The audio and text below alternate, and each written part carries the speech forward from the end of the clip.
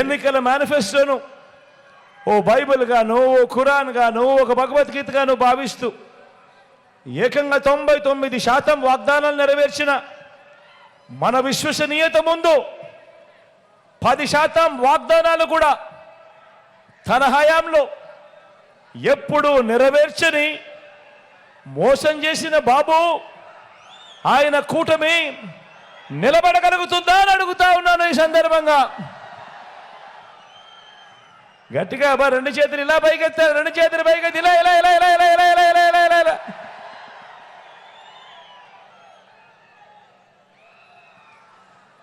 విలువలు విశ్వసనీయత లేని ఇలాంటి వారితో, విలువలు విశ్వసనీయతలు లేని ఎలాంటి వారితో, ఇలాంటి వారితో 30 పార్టీలు కలిసి వచ్చిన ఇలాంటి పొత్తులను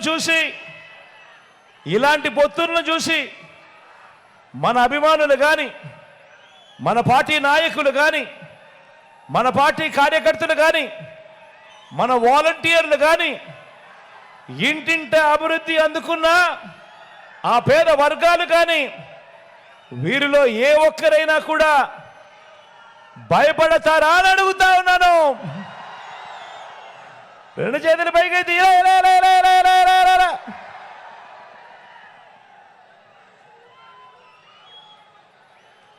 పైగా భయపడరు. పైగా చెబుతున్న ఒకే ఒక్క సమాధానం, భయపడరు. పైగా చెబుతున్న ఒకే ఒక్క సమాధానం,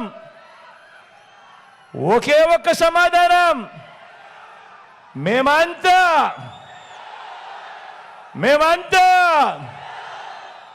సిద్ధమని.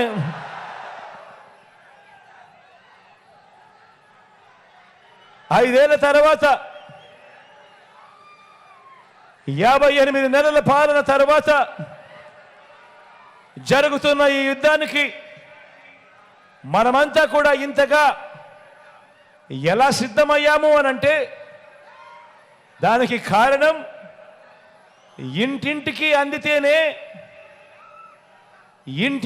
అందితేనే అది సంక్షేమమని చూపించాం కాబట్టి. గ్రామానికి మంచి చేయటము అనంటే ఇది అని చేసి చూపించాం కాబట్టి. మంచి చేసే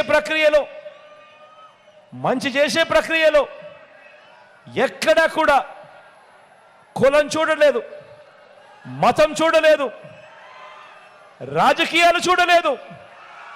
చివరికి వారు గత ఎన్నికల్లో మనకు ఓటు వేయకపోయినా కూడా పర్వాలేదు, వాళ్ళకు అర్హత ఉంటే చాలు, వాళ్ళకు జరగాల్సిన మంచి ఖచ్చితంగా జరిగి తీరాలి అని చెప్పి వాళ్లకు సైతం మంచి చేశాము కాబట్టి. ఇవాళ నేను చెప్తా ఉన్నాను, అందుకే మనకు ప్రతి ఒక్కరికి ఇలా మేలు చేయగలిగాము కాబట్టి.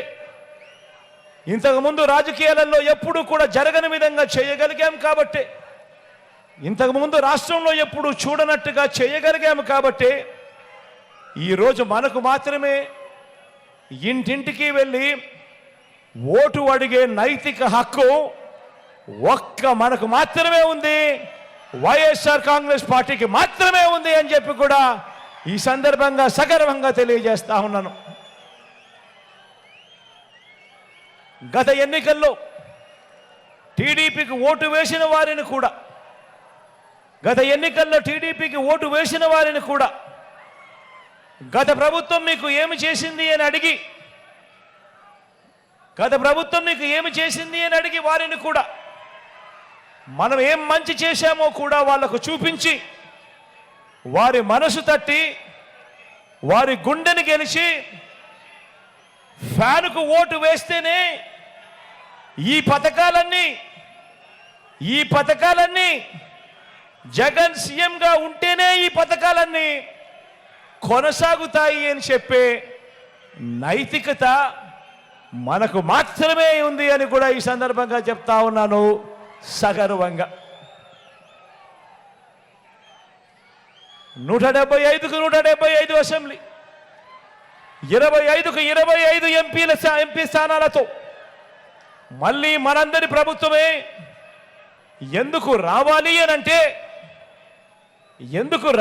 అనంటే మన అక్క చెల్లెమ్మలను ఈ 5 ఏళ్ల మాదిరిగానే వచ్చే 5 ఏళ్ళు కూడా ఆర్థికంగా నా అక్క చెల్లెమ్మలను మరింత బలోపేతం చేయడానికి మళ్ళీ మనందరి ప్రభుత్వమే రావాలి.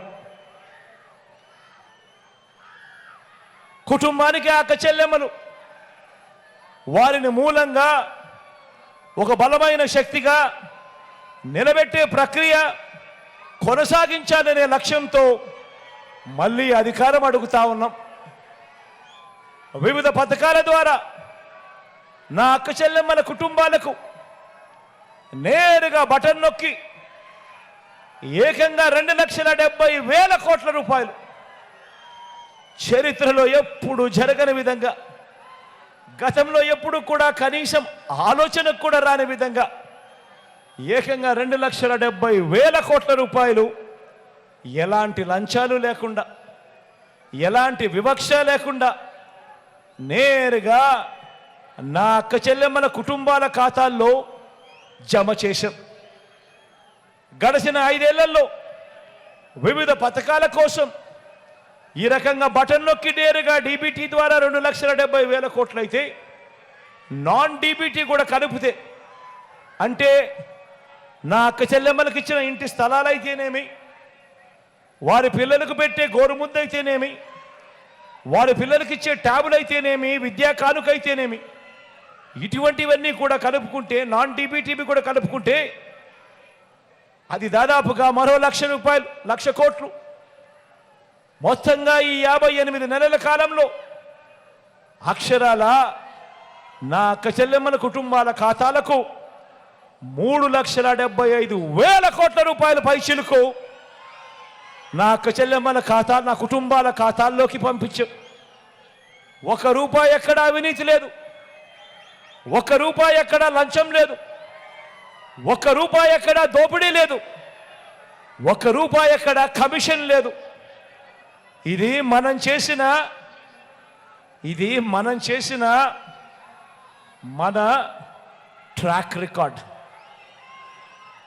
ఇది మనం చేసిన మన ట్రాక్ రికార్డ్.